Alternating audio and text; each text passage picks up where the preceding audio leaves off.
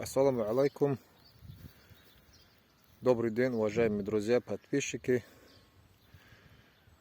Как видите, сегодня очень хорошая весенняя теплая погода. И она нас радует, так же, как и радует то обстоятельство. На наше обращение к руководству республики по поводу тяжелой ситуации, созданной, сложившейся в республике с изучением родных языков. Есть, конечно, реакция на это обращение, в том числе, как и многие другие. Не может эта ответная реакция не радовать. В своем выступлении премьер-министр Дагестана Абдулмуслим Мухиддинович Абдулмуслимов очень крайне положительно отреагировал и дал поручение на то, чтобы финансировать обучение родных языков в Республике Дагестан. Надеемся, что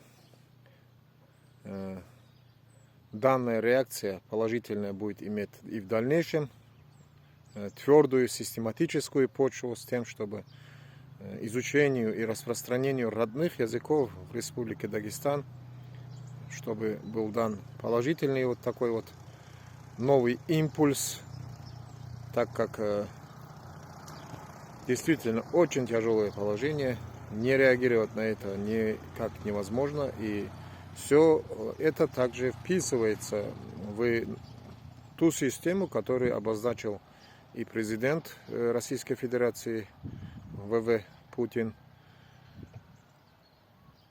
И нужно понимать также, что вот та ситуация, которая создалась, тяжелая ситуация с изучением родных языков, не вмешаться в такую ситуацию недруги нашей страны также не могут. И будут данное положение вещей в свою пользу разыгрывать, показывая на международной арене о том, что положение якобы очень сильно ухудшается и так далее. Да, она ухудшается, но это по большей степени вина самих носителей языка. И я призываю в первую очередь самих носителей языка прежде всего в своих семьях разговаривать на родном для них языке. Благодарствую.